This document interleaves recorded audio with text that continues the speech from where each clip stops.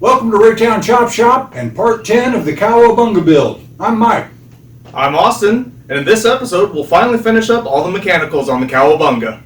Austin never cared for the angle of the handlebars. On hard turns, the handlebars would hit the driver in the sides. So, Austin decided to change the angle. He used one of the mounting bolts as a pivot point and swung the ends of the handlebars out, farther away from the driver. I wanted to make sure we were using the correct drill bit, so I found a piece of scrap aluminum and drilled it, then tapped it. I wanted to make sure the mounting bolts were going to thread in and hold. The first bit I used made too big of a hole, so I went down a size in drill bits and tried again. You can see the difference between the two holes. The second one is a tight fit, whereas the first one was a little too loose.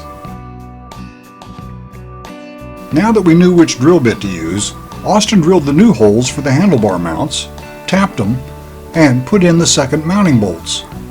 He liked the new angle of the handlebars a lot better.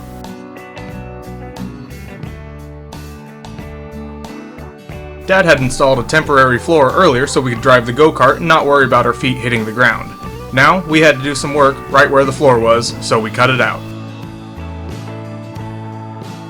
We wanted something to brace our feet against while we were driving, so we decided to install foot pegs, just like on a regular motorcycle. First, we had to decide where to mount the cross tube the pegs were going to attach to. After some measuring and discussion, we made our final decision on where the cross tube was going to go.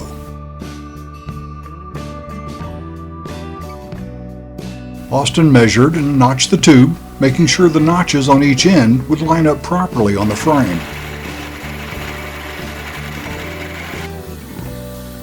Even after we measured carefully, I still had to do a little grinding to get it to fit the way we wanted it.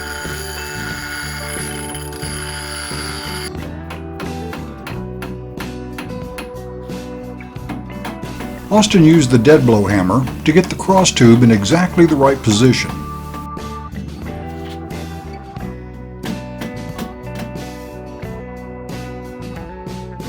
Dad removed the original Kawasaki pegs from their mounts. The square tubing I had used earlier on other parts of the go-kart was going to work perfectly for mounting the pegs. I drilled the pivot hole and test fit the pin. We did a quick test fit, and the peg fit perfectly inside the square tube.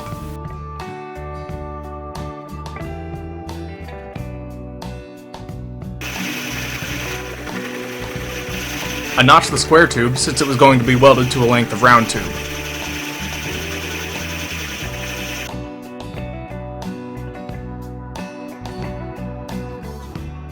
With both pegs mounted in the square tube, this gives you a pretty good idea of how they're going to work on the go-kart.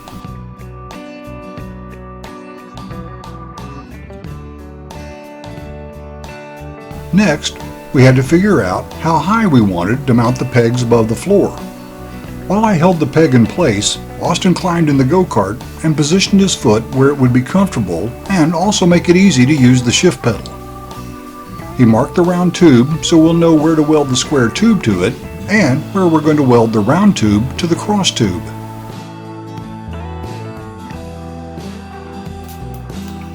I tacked the round tube to the cross tube first, then lined up the peg and measured. Once I was happy with the positioning, I tacked the square tube to the round tube. Before I welded it up solid, I tested the position one more time. I finished welding everything in place.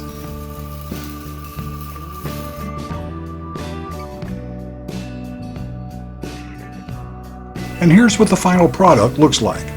Austin says it looks like a pogo stick, but it's really going to help give the driver something to brace against.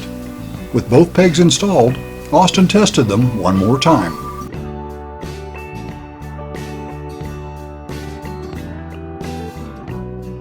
I didn't like the way the shift pedal felt, so I decided to add some more to it. I used one of the old pedals off the original go-kart. Once I was happy with the way it looked, I marked where it needed to cut it. With the old pedal cut, Austin positioned the bar and tacked it to the shift pedal. It was finally time to work on the 4-point racing harness. We used the old harness from my dad's Willys. Since I was probably going to be the biggest person to ride the KawaBunga, we knew if we mounted the belts to fit me, they'd probably fit everybody else who rode the go-kart. I moved the seat up as far as it would go and put the belts on while Dad determined where we needed to install the mounting plates. We needed a mounting point for the shoulder straps on the racing harness, so we cut and notched a tube and welded it at an angle behind the seat. I cut 4 pieces of thick flat bar and began drilling the mounting holes. I started with a drill bit about half the size of the final hole. While Austin was drilling the mounting plates, I videoed the go-kart with the seat removed so you could see the angled tube we're going to use to mount the shoulder straps. The final hole in the mounting plate was a ½ inch. It took a while to drill all 4 plates. We try to save money whenever we can. Here's a perfect example. Instead of buying 4 new bolts, washers, and nuts, I found a length of ½ inch all thread left over from another project. I cut the all thread into 4 pieces, screwed on a nut at the top, and Austin welded the nut to the all thread. Now we have 4 strong mounting bolts for the safety harness. The original Kawasaki was water-cooled. With the go-kart seat right in front of the radiator, we were concerned there wouldn't be enough air getting to the radiator. So I cut out some poster board patterns that will become air vents. Once I had the design on poster board, I copied them to a scrap piece of sheet metal and cut them out.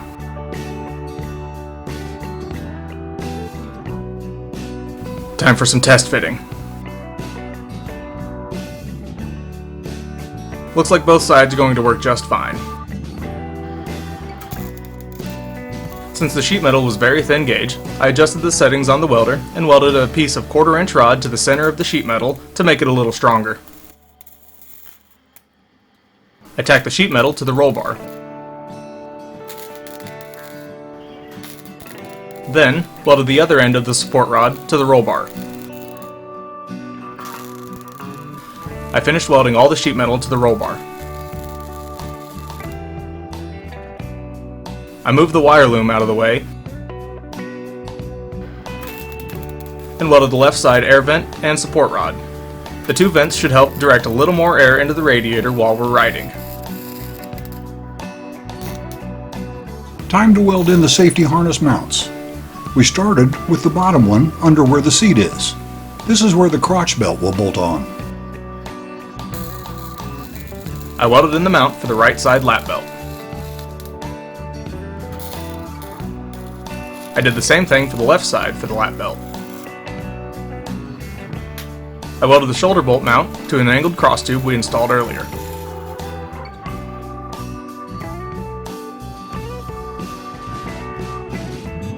With all the belts bolted in place, Austin gave it one last test fit. This ought to keep the driver safe and secure.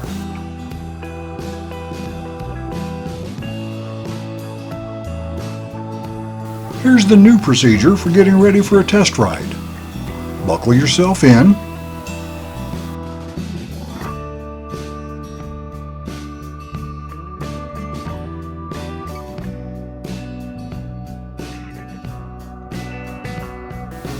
Tighten up the straps.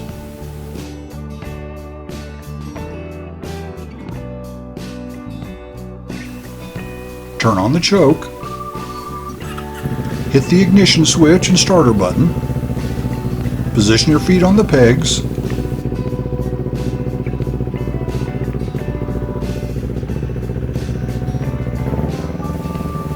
Turn off the choke. Hit the accelerator a couple of times. Shift into first and take off.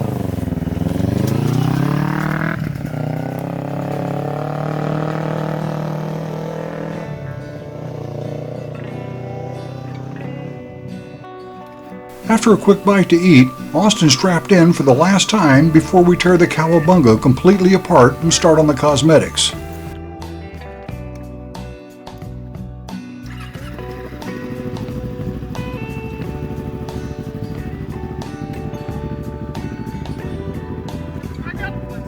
Notice the Fred Flintstone reverse gear.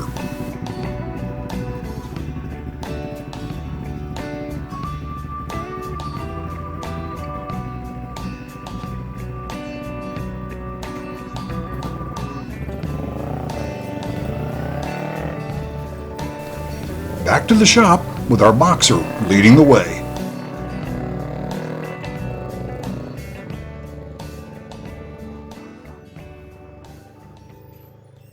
Well, it only took 10 weeks, working a few evenings every week and on the weekends to get all the mechanicals finished up. Now, it's time to make it pretty. Thanks for watching.